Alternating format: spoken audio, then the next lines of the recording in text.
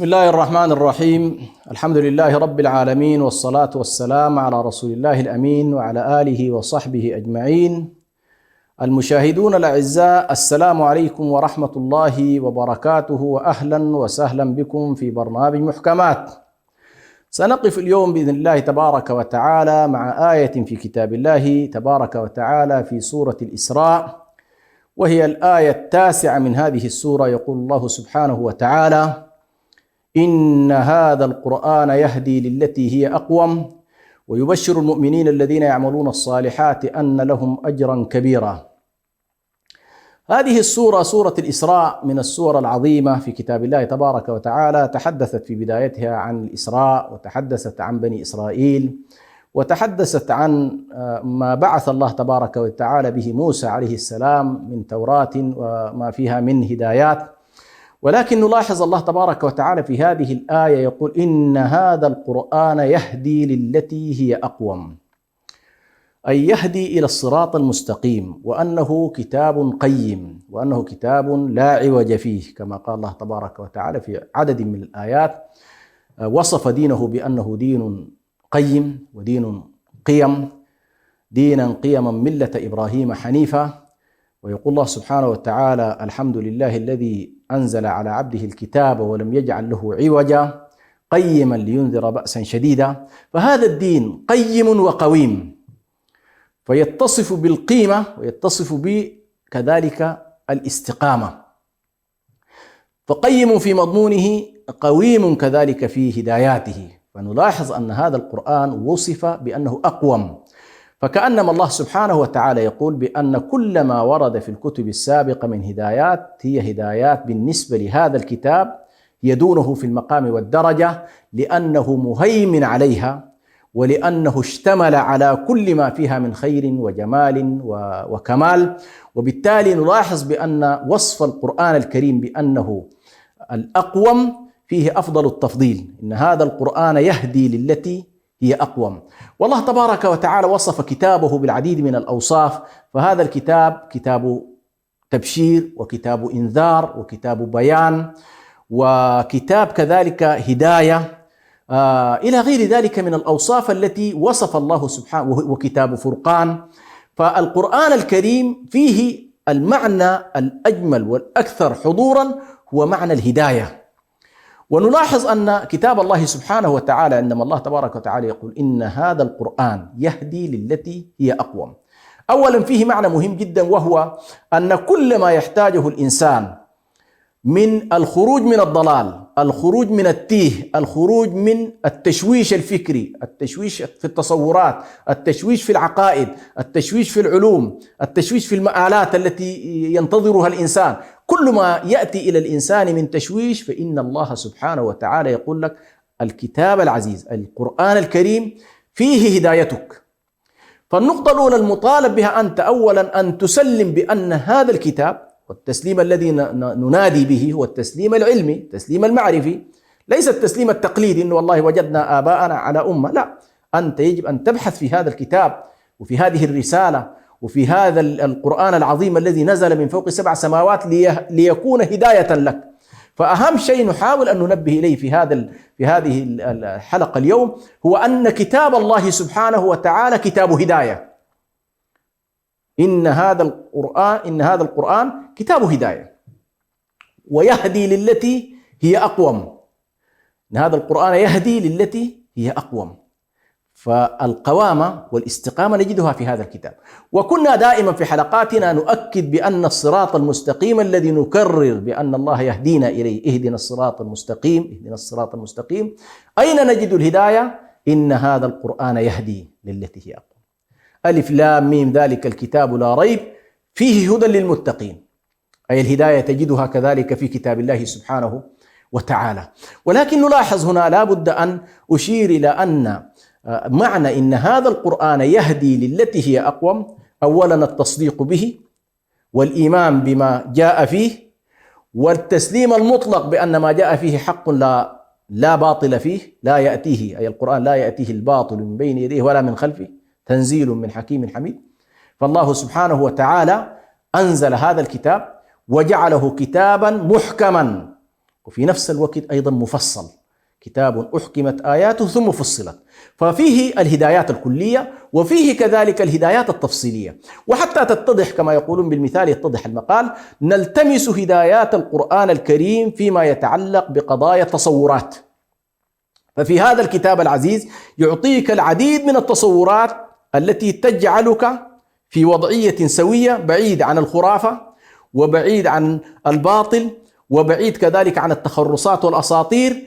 وهذا ما يندرج عموما فيما يسمى الآن بنظرية المعرفة. فأنت من خلال الكتاب العزيز تمتلك نظرية متكاملة عن المعرفة في هذا الوجود، كيف نشأ الخلق، كيف بدأ الخلق، كيف كانت البدايات، كيف ستكون النهايات، كيف كانت حالات الخلق الأول، في كم يوم وفي كم سنة استمر هذا الوجود، إلى غير ذلك مما يمكن أن يشكل لك هدايات كلية فيما يتعلق بنظرية المعرفة والتصورات. الذي لا ينطلق من القرآن الكريم ويحاول أن يأخذ نظرياته المعرفية من خارج الكتاب، مهما حاول أن يمتلك الحقائق لكن تبقى حقائقه ناقصة. لماذا؟ لأن هنالك قضايا لا تستطيع معرفتها إلا من خلال وحي الله سبحانه وتعالى المنقول إلينا في كتابه. إذن الهدايات الكلية فيما يتعلق بالتصورات تجدها في هذا الكتاب العزيز. وهنا نلاحظ ما ذكره أهل الأصول في قضية أن الشرائع كلها جاءت لتأكيد 5 معاني. المعنى الأول معنى الدين، المعنى الثاني موضوع النفس، المعنى الثالث موضوع العقل، المعنى الرابع موضوع النسل، المعنى الخامس موضوع المال. ونلاحظ بأن الشريعة الإسلامية فيما يتعلق بالكليات ال5 هذه التي سماها أهل الأصول كليات ال5 التي جاءت الشريعة لإقامتها ولحمايتها وحراستها، نلاحظ بأن الشريعة جاءت بما هو أقوم في الأديان. فتحدد لك الشريعة قضية إقامة الدين، كيف يمكن أن يقام الدين، كيف يقام الدين في قضايا الإيمان والتصورات، كيف يقام الدين في صفات الله سبحانه وتعالى والعلم به جل جلاله، كيف أيضا يقام الدين من جهة وكيف يحرس الدين أيضا من جهة أخرى. ستجد أن الشريعة قد جاءت إليك بتفاصيل كثيرة وكثيرة جدا حتى يقوم الدين. فهذه فيه هدايات، وهذه الهدايات تأخذها أنت من كتاب الله سبحانه وتعالى. تجد الحديث عن توحيد الله عز وجل، وتجد الحديث عن خلق السماوات والأرض، وتجد الحديث عن الجنة وعن النار وعن الحساب وعن الجزاء وعن غيره. كل هذه القضايا تتعلق بالدين. ستجد أيضا القرآن الكريم يعطيك هدايات عن هذا الإنسان. ما هي مهمة هذا الإنسان؟ هل هو بأنه خليفة الله سبحانه وتعالى، بأنه مكلف بالعمران في الأرض وعبادة الله عز وجل، وأنه تنزل إليه الهدايات السماوية ويعمل بها. وبالتالي في قضية النفس البشرية من أين جاءت وكيف نشأت وكيف تتطور، ستجد الكتاب العزيز يعطيك فيها هدايات عظيمة جدا. وبالتالي كلما تلمست المعرفة في كتاب الله عن النفس البشرية في خلقها وفي طريقتها وفي أوصافها، ستجد القرآن الكريم يعطيك الهدايات في ذلك. ثم أيضا يجعل هذا الإنسان إنسانا مكرما، الإنسان هذا إنسانا مسؤولا، الإنسان هذا إنسان محاسب يوم القيامة إلى غير ذلك. فهو هذا الإنسان ليس كائنا حيوانيا محضا، ولكنه كائن حيواني فيه الجانب الحيواني وفيه الجانب الروحي، وبالتالي أرقى من سائر الحيوانات. النقطة الثالثة أيضا يبين لك في هداياته كيف يحافظ على هذا الإنسان، تحريم قتله والحفاظ عليه وأن لا يزج به في الحروب إلى غير ذلك من الأشياء التي تؤدي إلى وجود الإنسان والمحافظة على هذا الإنسان، وفي نفس الوقت ألا يكون هذا الإنسان عرضة للتلف أيا كان، تلف في أعضائه، تلف في جسده، تلف بقتله إلى غير ذلك. المسألة الثالثة أيضا في كلياته يعطيك القرآن الكريم هدايات فيما يتعلق بالعقول، هذا العقل الذي يعتبر أيضا من الكليات الكبرى لأنه مدار التكليف. فالمجنون غير مكلف والعاقل مكلف، ولما كان العقل مدار التكليف حافظت عليه الشريعة، حافظت عليه من أن لا تدخله الأوهام وأن لا تدخله الأساطير وأن لا يصدق بغير برهان، قل هاتوا برهانكم إن كنتم صادقين، وأن يعمل تفكيره وعقله حتى يكون هذا العقل عقلا فعالا يستطيع فعلا أن يبين الصواب من الخطأ في دائرة ما يعمل فيه العقل وما تعمل فيه العقول. وبالتالي جاءت الشريعة لتقول لك بأن النقل الصحيح لا يمكن أن يتعارض مع العقل الصريح، وبالتالي تأتي الشريعة بما يمكن أن يحير العقول، لكن لا تأتي الشريعة بما تستحيله العقول. يعني أي شيء محال في العقول الشريعة لا تأتي به. لماذا؟ لأنها شريعة تتوافق مع مع العقل.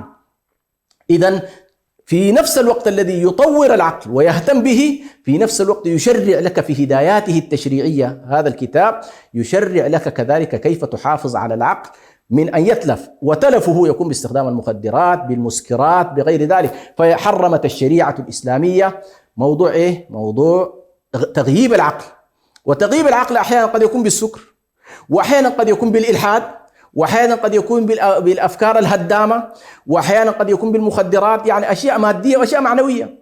كثير من الناس الذين مثلا يتيهون في السحر والأوهام والأباطيل، هؤلاء عقولهم ربما تتلف بهذا النوع. أيضا النقطة الرابعة نلاحظ موضوع النسل، استمرار هذا النسل البشري وكيف يتم المحافظة على النسل. فجاءت الشريعة الإسلامية بتشريعات الأسرة وموضوع الزواج واتصال الرجل بالمرأة وكيف يكون هذا الاتصال. فرضت قضايا وأحكام تفصيلية في المهور وكذلك الخطبة وكذلك العقد وتفاصيل هذا الموضوع، ثم بيّنت لك إذا حصل اختلاف كيف يمكن أن يعالج. فتلاحظ إن هذا القرآن يهدي للتي هي أقوم في قضايا النسل. ثم أيضا حتى يعني نهايات هذا الموضوع تلاحظ الأحكام الشريعة نظمتها. وبالتالي كل من يريد أن يخرج عن أحكام الله يخرج عن الاستقامة. يعني الذين يقولون والله نحن لا نستطيع أن نلتزم بالميراث، لا نستطيع أن نقر بقوامة الرجل، لا نستطيع أن نقول بأن والله للذكر مثل حظ الأنثيين، لا نستطيع أن نقول بأن والله الرجال قوامون على النساء، هؤلاء في حقيقة الأمر هو إما أنهم جهلوا حكمة الله وبالتالي لم يستطيعوا أن يستوعبوا أحكام الله سبحانه وتعالى، وإما أنهم مناوئون لأحكام الله. وفي نهاية المطاف المآل الذي يكون بالخروج عن أحكام الله هو الضلال. لماذا؟ لأن من خرج عن الهدى إنما يخرج والعياذ بالله إلى الضلال. ختاما ستجد أيضا الهدايات التفصيلية في المال، هذه الكليات الخمسة: الدين والنفس والعقل والنسل والمال. أيضا انظر كيف أن الله سبحانه وتعالى جعل كل ما في السماوات والأرض أولا أباحه الله سبحانه وتعالى، حرم أشياء محددة وجعل كل ما في السماوات والأرض خالص لهذه الفئة البشرية التي نزلت إلى الأرض، وحرم عليهم أشياء محددة. ثم بين لهم في قضايا الأموال بأن الحياة تقوم بالمال، وأن هذا المال لا بد أن يكتسب من حلال ولا بد أن ينفق في حلال. فحدد لك جوانب من أين يكتسب المال، وحدد لك كيف يتم صرف هذا المال، وحدد أحكام تفصيلية. كما قلت مثلا الله عز وجل يقول أحل الله البيع وحرم الربا، هذه قاعدة كلية، حل الله البيع وحرم الربا. لكن تعال إلى تفاصيل البيع وتفاصيل الربا، وهذا باب واسع في أبواب الفقه. ستلاحظ بأن موضوع الهدايات وأن الكتاب أقوم وأنه فصل كل شيء، كتاب أحكمت آياته ثم فصلت، لا تعرفها إلا بالتعمق في كتاب الله سبحانه وتعالى. ولما كان القرآن الكريم بهذا الشكل من الهدايات، كثير من علماء الإسلام الكبار العظام الذين يعني أفنوا أعمارهم في خدمة هذا الدين، في نهايات أعمارهم كانوا يقولون ليتنا يعني جعلنا كل أوقاتنا في التأمل والتدبر في كتاب الله سبحانه وتعالى. وبالتالي لا زال إذا كان الله سبحانه وتعالى نسأل الله يمد لنا أعمارنا، فاجعلوا لهذا الكتاب نصيبا، واجعلوا لهذا الكتاب وقتا من أوقاتكم حتى تلتمسوا هدايات هذا الكتاب بهذه الصورة التي ذكرناها. وستلاحظ كلما دخلت في هداية جذبتك إلى هداية، كلما تعلمت آية من كتاب الله جرتك إلى آية أخرى، لأن الله عز وجل يقول والذين اهتدوا زادهم هدى.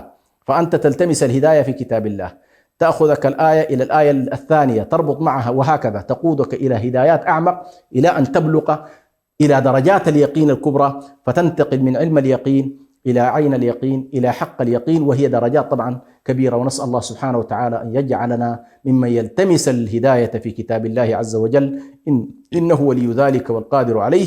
والسلام عليكم ورحمة الله وبركاته.